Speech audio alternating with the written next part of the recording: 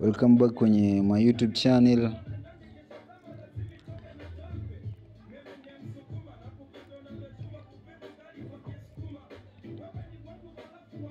Na leo niko na AUD CHF. Kama unavyoona, hii ni setup yangu kwa analysis yangu leo niliweza kuifanya siku ya leo Jumamosi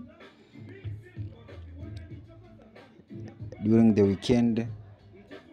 Na hii setup nimechagua AUD CHF kwa sababu siku ya Jumatano tutakuwa na ripoti ya CPI, moja kati ya ripoti muhimu ambayo itakuwa inatoa mwelekeo kwa RBA, benki kuu ya Australia, kama itaendelea kuwa dovish au itakuwa hawkish. Ila mpaka sasa kwenye forecast RBA bado iko dovish. Yani nikiwa nasema dovish namaanisha kwamba kupunguza viwango vya riba. Na ripoti hii ya Jumatano endapo ikitoka ikiwa juu ya forecast itakuwa ni bullish. So kwenye hii setup yangu itakuwa it makes sense, itakuwa ni imeshaweza kuharibika.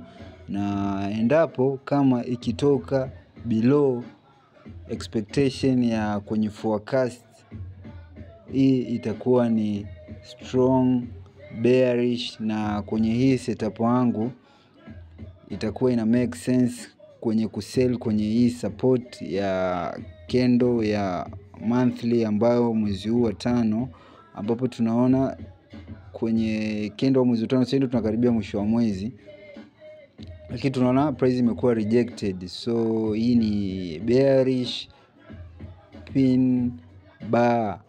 Yani ukiona hii within this candle ni moja ishara ya reversal. So nilichofanya mimi ni kuweka sell order yangu kwenye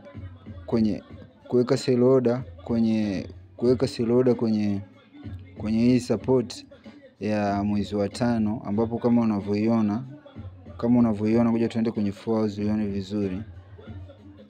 Hii ndio support ya candle ya hii bull candle ya hii ya mwezi wa 5, ambapo tunaona ya mwezi wa 4, ambapo tunaona mwezi wa 5 ambayo imekuja kuwa rejected. So we wait for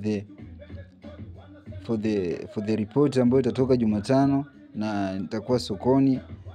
Let's catch up kwenye mwisho wa wiki ambapo itakuwa nakuja kufanya recap ya hii trade yangu ambayo nimeichagua. My people, thank you.